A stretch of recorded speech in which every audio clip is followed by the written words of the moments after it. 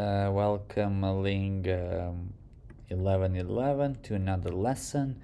Today we will be going through very briefly suprasegmental categories and phonological processes. Suprasegmentals means above segments. There are certain categories in language that are above segments, and these are suprasegmental categories.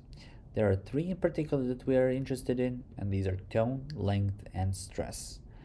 Tone is when we control our vocal folds, we can produce different pitch patterns. For example, we can say, in music classes, you're usually asked to train your voice by producing different pitch levels. For example, you're asked to produce la, la, la in a very low voice, or la, la in a very high voice. Or somewhere in the middle, right? And very good trained singers can do this, right? Pitch can be high, mid, or low. When used in language to contrast words, it's called tone, meaning that instead of having segments or speech sounds contrast words, we have tones. And languages that have tones are called tone languages. In fact, the majority of languages around the world are tone languages, and one of the most prototypical tone language is Mandarin. Mandarin is a classic example of a tone language. In Mandarin, you can have a word ma, ma, ma, and ma, which has the same speech segments but different tones, and these tones will distinguish between the meaning, will change the meaning, right? So this is mother, ma, ma, hemp, ma, ma, horse, and scold. And the visual representation of tones is displayed here. You can hear that the first one is highest. ma, Ma. This one is a little bit lower, but still goes up a little bit. ma, Ma. And this one drops down. ma, And this one is high, but it still goes towards the mid. It's called ma, ma, right? And how are we going to represent these tones? Well, we're going to use the regular notation: high, H for high, low for L for low, and M for mid. And for example, for ma, which is mother, we will have high tone, ma, right? Ma, for hemp, we will have mid rise tone. Okay, do this. ma, ma, Ma. For horse, we will have full rise. ma, Ma. ma, So basically, almost in the middle, then it falls down to low and goes up a little bit at the end. ma, And we will have high fall, so it starts at the high position, very high position, and goes towards a low position relative to this high, right? So it's lower down. ma, Ma, right? And this is how we will specify these tones. Of course, the tones are making a change in meaning, and that's why they're very important in Mandarin, in Chinese Mandarin. The next up is length. Many languages have vowels and consonants whose articulation takes longer relative to other vowels and consonants, right? And this phenomenon is known as length. We use the following IPA symbol to capture length, which are these two triangles looking at each other. You can mark them as simply as dots. I would be okay with that right now, like two dots, right? That's okay too, but you should know these are triangles. And let me give you an example of a language that has both long and short consonants and vowels. For example, Italian, li, it has li, but also has folla, which has a very long l. folla, Folla. It has gli, and it has foglia. foglia, Foglia. It also has a long vowel, Nomi. no, Nomi. and long n, Nonno. no, right? And that's length, as simple as that. A very important part of English language is what we call stress. It turns out that some syllables and some vowels can be perceived as more prominent than others. Prominence means that they're combining pitch, loudness, and length. In English, stressed vowels are higher in pitch, longer, and louder than unstressed ones. So basically, that's what makes them prominent. That's what makes them stand out from the crowd. And we will use the acute accent to mark English stress for now, right? As in, for example, banana, we will say that the main or the most prominent, oops, not good.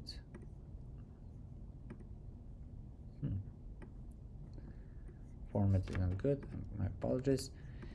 The most prominent vowel is A, the second A, banana, banana. How do you know this? Well, if you play around with this word and try to make this one, the first one, the most prominent one, you will end up with banana, banana.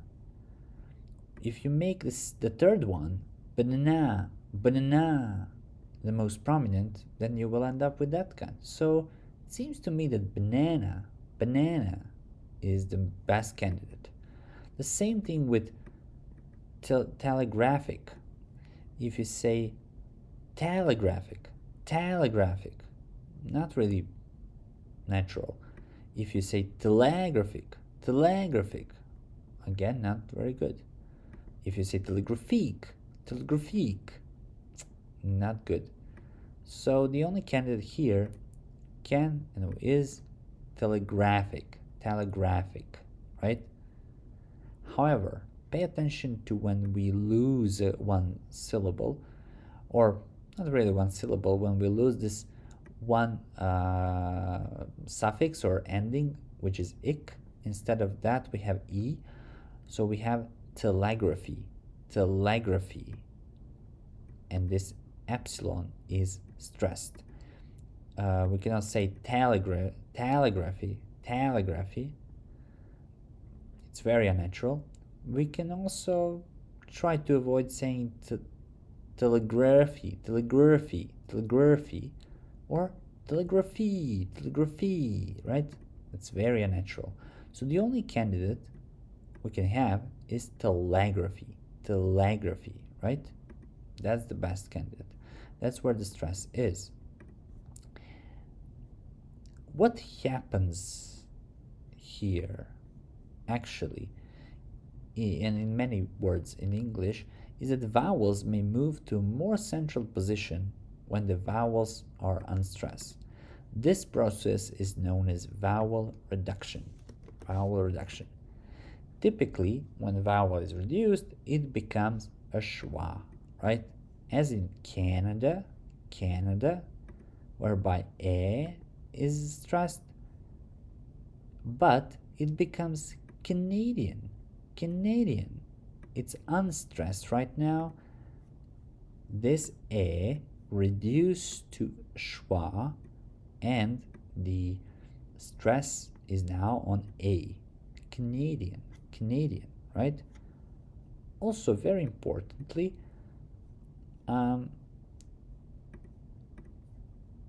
schwa is never stressed in English. We can have words such as a book, it's only one syllable word, so it makes sense that that word is stressed, so there is no need to indicate that. And in those cases, schwa can be stressed, but otherwise, in multisyllabic words, schwa cannot be stressed, right? Not be stressed. So that helps us understand which one is stressed and which one is not. right? And remember skeletal, that Thijs mentioned in his poll. We agreed that skeletal is a better version, right? And that there may be three syllables, for example, skeletal, whereby l here is syllabic. And I would say this one here, skeletal, skeletal, skeletal. This one should be stressed. So I will put a stress mark here above it. And because of vowel reduction that's going on in the second example, I have skeletal as schwa, which can never be stressed. Instead, the stress moves to this guy here, which is E, and I can mark stress now on E, right? Epsilon becomes schwa, and therefore it becomes plus reduced. Remember the feature reduced, right? As simple as that. This is a good introduction to processes. Vowel reduction is one of the processes that we are going to talk about. Other phonological processes are assimilation, dissimilation, deletion, epenthesis, metathesis, and flapping. First, we will talk about assimilation. There are two types of assimilation, or three in general, but two that you have to worry about. The first one is place assimilation. For example, in Arabic, remember al changes into arsh. One sound becomes another completely, and we call this total assimilation, right? It's complete and total assimilation, meaning this assimilation means being merged, becoming something else. It's like coming to another country and assimilating, right? You're assimilating to the circumstances, to culture, to everything. You're becoming Canadian when you come to Canada, right? And that's what assimilation means. In Arabic, there is total or complete assimilation, but in English, we can have, for example, place over articulation assimilation or just place assimilation. For example, in unpleasant, I'll move this not to confuse you. P here, P is according to its place of articulation, it's bilabial, right? Okay, now. So again, it's bilabial, right? But n is not bilabial, right? It's instead alveolar. N is alveolar. Alveolar. Okay. What happens here is that this alveolar turns into bilabial m in front of another bilabial. So it assimilates its place of articulation to another sound's place of articulation. And when you think about it, this is how we produce it. M is becoming, or n is becoming m, unpleasant. It's really unpleasant. In fast speech, in natural speech, it's really natural to say unpleasant with m, unless you want to teach a child to say unpleasant, then you will likely produce this as unpleasant. In the same way, engrossed, n is becoming a velar one, right? Because g is a velar sound, right? Now we have g as velar, and that's why n is becoming engma, which is also velar, right?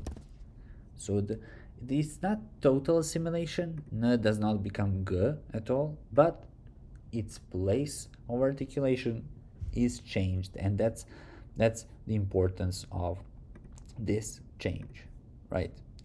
And the rule would be written like this with features. We have plus voice, plus sonorant, plus nasal, in coronal and anterior, whereby which would be n, right? N changes into everything else remains the same, but instead of coronal, we now have labial sounds. If it's labial, then it's m, right? It's sonorant, it's nasal, it's voiced, it's labial, so m in front of another labial, right, sound. Okay, another assimilation change is called voicing assimilation. It's a simulation in which one segment becomes more like a nearby segment in terms of voicing. Now, not in terms of place of articulation, not in terms of manner, only in terms of voicing. For example, in watched, the will become t because it's following the voiceless sound. Liked, right? And that's a very simple change in English. Another kind of a simulation change is flapping. In English, t and d, when they occur between vowels, and we will mark vowels like this, v and v, right? Especially between a vowel whereby the first is stressed and the second one is just a regular vowel, then we have t becoming a flap, like a city, writer, attic, butter, or in I bought it, a whole sentence. T will become a flap, or d will become a flap as well. And allegedly in Dead had edited all of these are flaps, right? So it's possible to have flaps all the way down, right? So that's flapping. Now, we know that there is assimilation, but there is also dissimilation. It's very rare in English.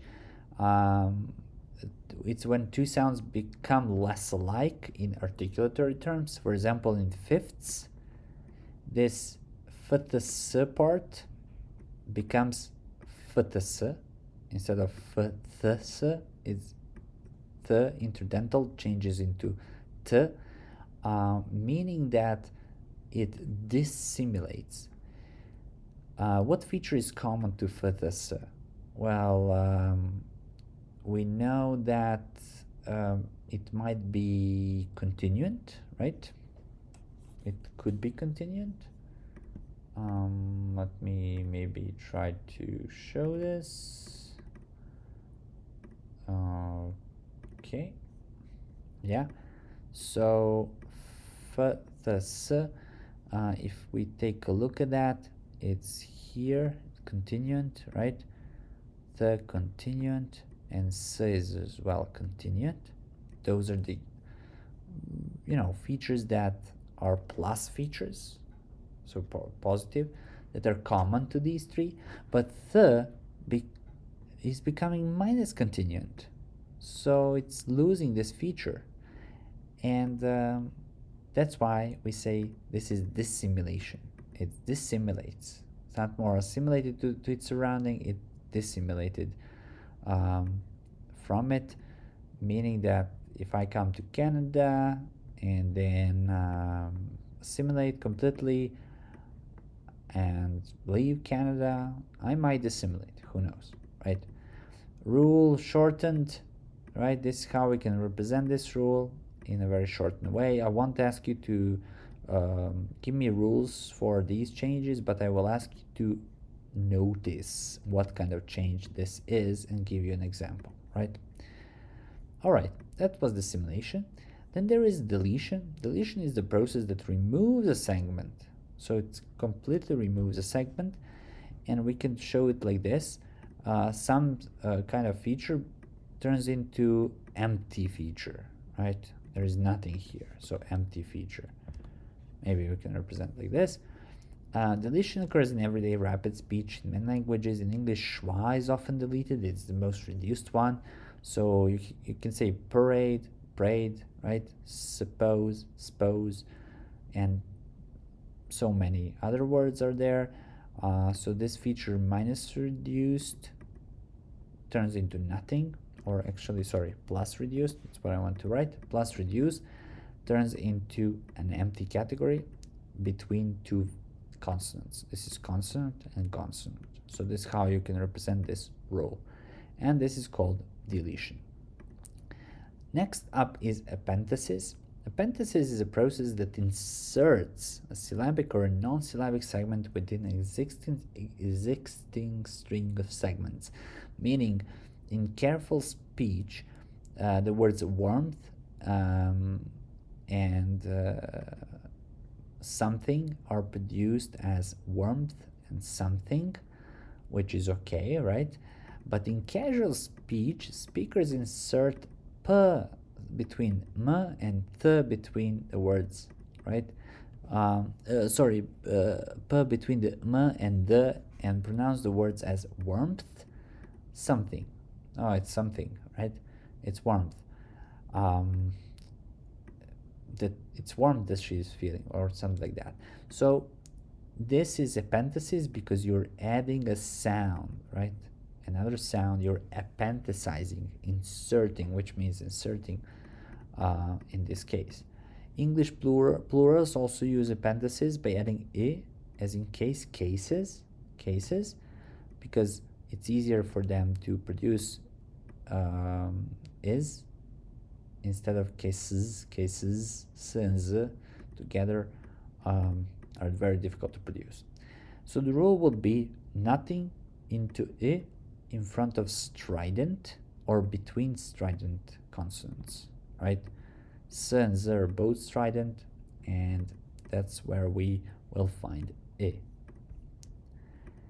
Now, something that we mentioned in class, and some of you were wondering about, it's metathesis, a process that reorders a sequence of segments. For example, this often results in sequence of phones that is easier to articulate. Children often use this a lot of time. They have a hard time saying spaghetti, so they say pescetti, because spaghetti is for them a very difficult sequence, and they say pescetti, right? It's just easier to pronounce, like prescribe and prescription, again, easier to produce. And ask and axe, that's a famous one. Axe, also easier to produce instead of ask, and that's why metathesis happens. Rule is a little bit complicated for this one, but you should know what it is. All right, we've covered all of the processes. Pay attention to processes and suprasegmentals. They are in the course book in your phonetic section, not in phonology section, so pay attention to these. All right, that's it from me now, and see you very, very soon.